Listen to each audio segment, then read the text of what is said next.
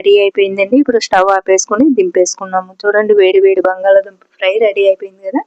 ఇప్పుడు వేరొక గిన్నెలోకి కానీ ఇలా చిన్న బౌల్స్లో కానీ తీసేసుకుందాము. ఇంకా బాక్సుల్లో వేసి పెట్టిన మనకి ఇద్దరికైతే సరిపోతుంది. చూడండి ఎంతో టేస్టీగా ఉండే బంగాళాదుంప ఫ్రై అయితే రెడీ అయిపోయింది. రైస్లోకి చాలా బాగుంటుందండి.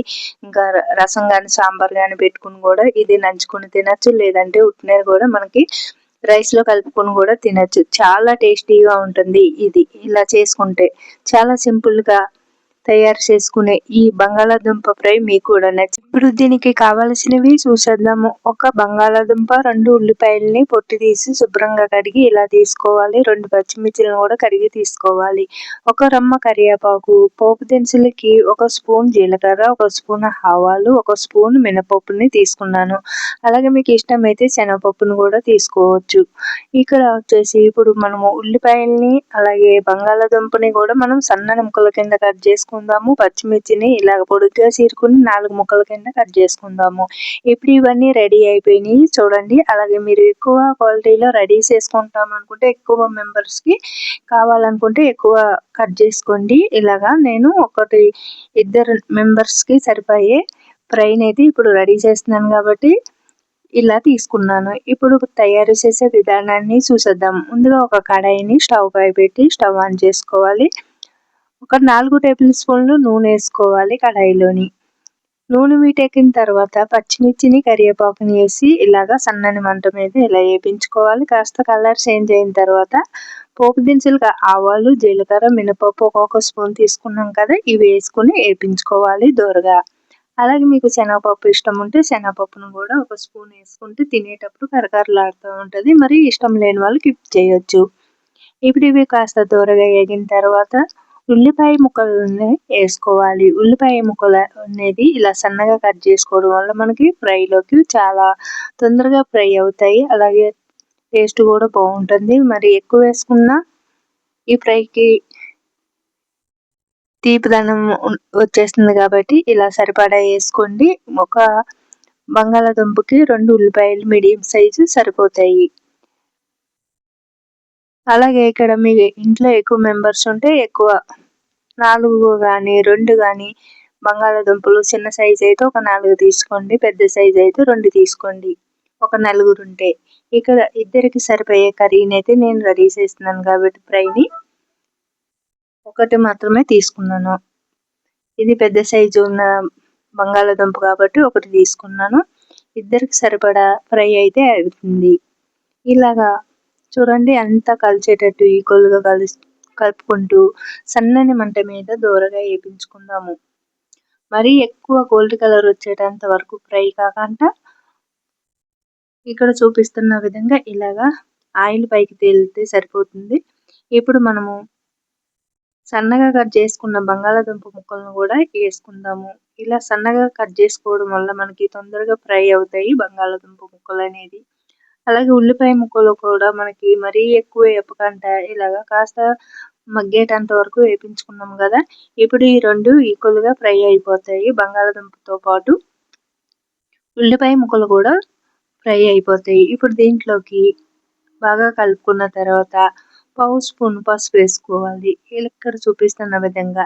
ఇప్పుడు పసుపు కూడా అంతా కలిసేటట్టు కలుపుకుంటూ సన్నని మంట మీద ఇలాగా కలుపుకుంటూ వేయించుకోవాలి. మనము కలిపేటప్పుడు ఇలా అడుగుకంట కలుపుకోవాలి. బంగాళాదుంప ముక్కలు అనేది అడుగు పట్టకుండా ఇలాగా అతుక్కుపోతూ ఉంటాయి ఈ కడాయికి అనేది. కాబట్టి మనం ఇలాగా అడుగుకంట ఇలా గట్టిగా కలుపుకుంటూ వేయించుకోవాలి. ఇలా కాస్త వేగిన తర్వాత 1 స్పూను సాల్ట్ వేసుకుందాము. సాల్ట్ వేసుకోవడం వల్ల మనకి ముక్కలు అనేవి కడాయికి అతుక్కోకుండా వస్తాయి. ఇప్పుడు ఇలా ఫ్రై చేసుకుందాము అంతా కలుపుకుంటూ. చూడండి ఇలాగా కారం అనేది మనం తినేదాన్ని బట్టి లాస్ట్లోని దింపేటప్పుడు వేసుకుని 1 నిమిషం ముందు అయితే వేసుకోవాలి. వేసుకుని అప్పుడు మనము 1 నిమిషం ఫ్రై చేసి దింపేసుకోవాలి. ఇలాగా చూడండి ఇక్కడ చూపిస్తున్న విధంగా ఇలాగ అంతా ఈక్వల్గా కలిసేటట్టు సన్నని మంట మీద ఇలా ఫ్రై చేసుకోవడం వల్ల ముక్కలు అనేవి మాడిపోకుండా వస్తుంది ఫ్రై అనేది. అలాగే టేస్ట్ కూడా బాగా వస్తుంది. చూడండి ఇలా అంతా కలిసేటట్టు బాగా కలుపుకోవాలి. ఇలా ఈ బంగాళాదుంప ఫ్రై చేయడం వల్ల మనకి టేస్ట్ కూడా చాలా బాగా వస్తుంది సన్నని మంట మీద చేయడం వల్ల. హడావుడిగా చేసామనుకోండి మంట హైలో పెట్టి ఇంకా ఈ ఫ్రై అనేది టేస్ట్ మారిపోతుంది కాబట్టి మనము ఇలాగా కాస్త మీడియం సైజులో కానీ సిమ్లో కానీ పెట్టుకుని దగ్గరుండి ఇలాగ కలుపుకుంటూ ఫ్రై చేసుకోవాలి.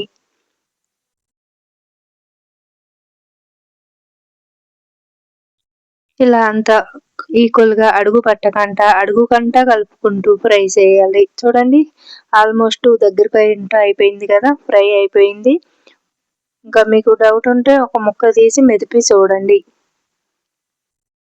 ఇలాగా దగ్గరకంట అయిపోతుంది కదా! ఇలాగ ముక్కలు కూడా మీకు కలర్ కూడా కనిపిస్తున్నాయి కదా! ఫ్రై అయిపోయినట్టు.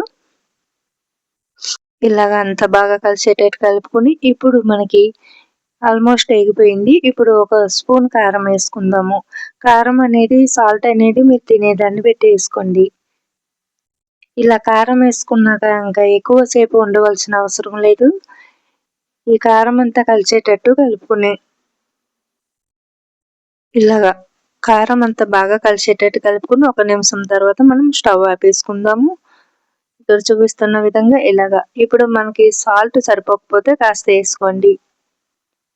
చూడండి చాలా కలర్ఫుల్‌గా కనిపిస్తుంది కదా!